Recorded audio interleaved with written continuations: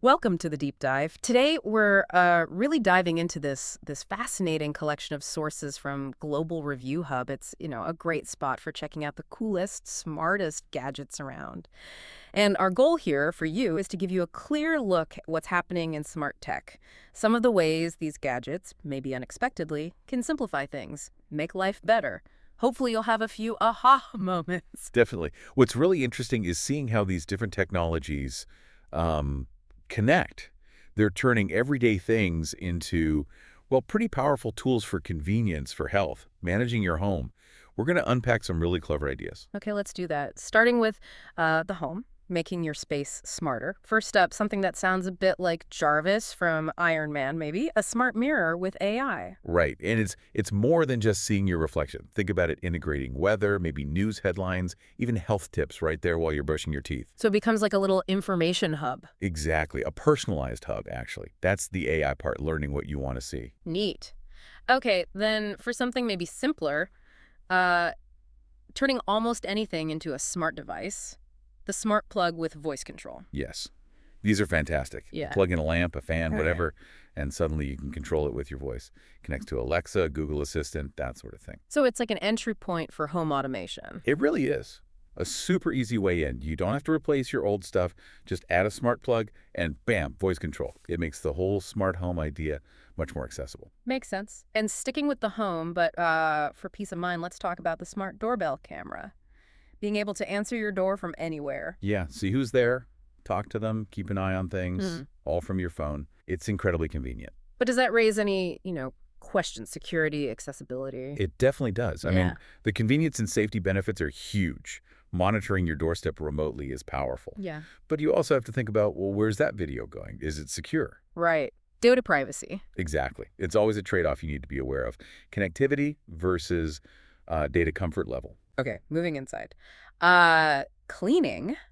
The chore nobody loves. The robot vacuum with mop. It promises you can just chill while it cleans. Mapping, scheduling. This is a perfect example of automation taking over those everyday chores. It uses mapping to learn your house layout. You can schedule it. Does it really let you just chill, though? Or is there some hidden work? Huh. Well, it's not completely zero effort. You still got to empty the bin, sometimes untangle things it eats. But yeah, it frees up a ton of time compared to manual vacuuming and mopping. It handles the bulk of it. Less active work, more like occasional maintenance. Precisely. Then there's the smart thermostat, designed to save money, keep you comfy, learns your routine. That learning part seems key. It adjusts automatically. Yeah, and that's where the real power is. Adaptive learning. It figures out your patterns, optimizes heating and cooling. It's not just about comfort, it's about efficiency. So it could actually save you money on energy bills. Potentially, yes. Some even get smarter, like knowing when electricity rates are lower, or pausing if you leave a window open. It's optimizing based on real life, not just a timer. Okay, and to kind of tie all this home stuff together, the all-in-one smart home hub, like a central brain. Exactly. You've got lights, locks, cameras, maybe a thermostat, the vacuum. A hub lets you control it all from one place, one app.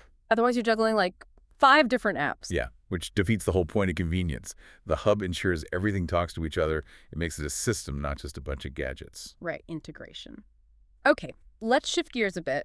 Personal well-being, maybe stuff you use on the go. This is where things get really interesting, I think. Agreed. Moving beyond just the house itself. First one, the self-cleaning water bottle. Uses UVC light. Yeah, this is pretty cool. It basically uses a specific type of UV light inside the bottle to zap bacteria and viruses. Cleans the bottle itself and purifies the water inside. So good for the gym, travel. Perfect for that. Or just everyday use if you hate that stale water bottle smell. It deals with the hygiene aspect automatically. No chemicals needed. Interesting. Okay, what about the air we breathe? The air quality monitor tracks CO2, PM2.5. What is PM2.5? Ah, good question. PM 2.5 is particulate matter. Tiny, tiny particles, like way smaller than a human hair. They can get deep into your lungs, even your bloodstream. Not great for health. So this monitor tells you if those levels are high indoors. Exactly. It tracks that CO2, humidity, other things. Gives you a heads up if the air quality drops so you can, open a window, turn on an air purifier. Makes the invisible visible. Useful, especially for people with allergies or asthma, maybe. Definitely. It empowers you to manage your indoor environment better. Okay, for the aspiring gardeners among us, or maybe the opposite, The indoor smart garden grows herbs and veggies with zero effort, waters itself. Pretty much. Built-in lights, Yeah. automated watering. It creates the perfect growing conditions even if you have like zero gardening skills or very little space. But is it the same feeling as traditional gardening or just pure efficiency? That's a fair point. It's different for sure. Maybe less about the connection with soil and sun, more about controlled results. But it makes fresh herbs and greens accessible almost anyone, anywhere. That's a huge plus. Yeah, I can see that. Okay, sleep. Super important.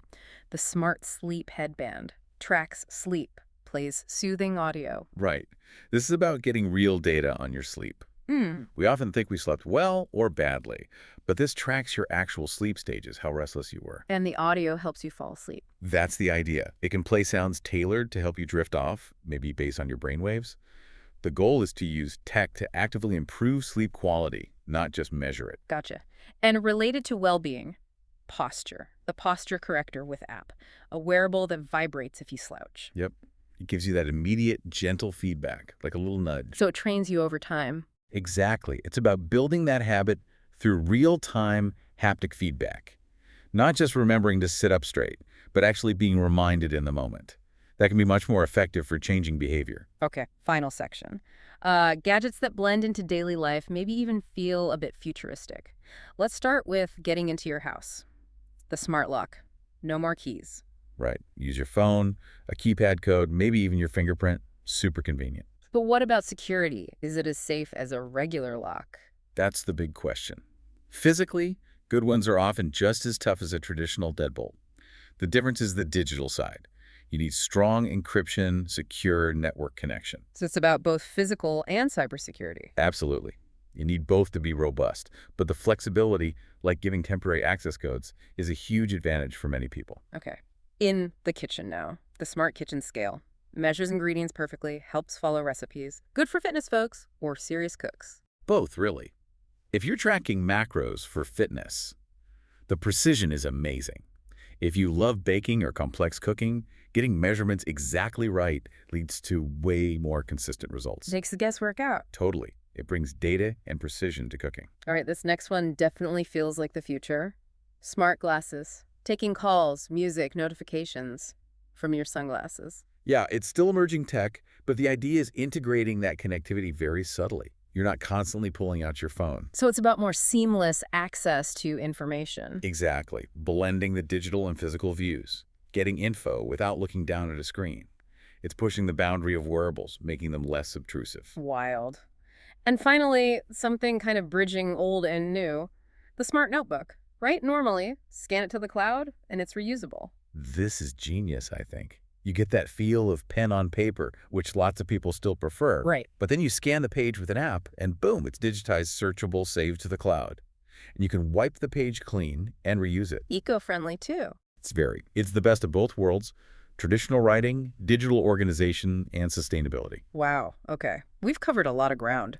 So many different smart gadgets, from making the home run smoother to boosting well-being, even changing how we interact day to day. The innovation is really something. It really is. The convenience, the insights they offer, it's incredible. Yeah. But, as we see almost everything getting connected, getting its own brain, it makes you wonder, doesn't it? Wonder what? Well, how do we make sure all this tech genuinely makes life better, simpler, and doesn't just add a new layer of complexity? Or overwhelm us? What does convenience even mean when everything is smart? That's definitely something interesting to think about as you consider which of these gadgets maybe caught your eye or blew your mind the most. Thanks for joining us on this deep dive.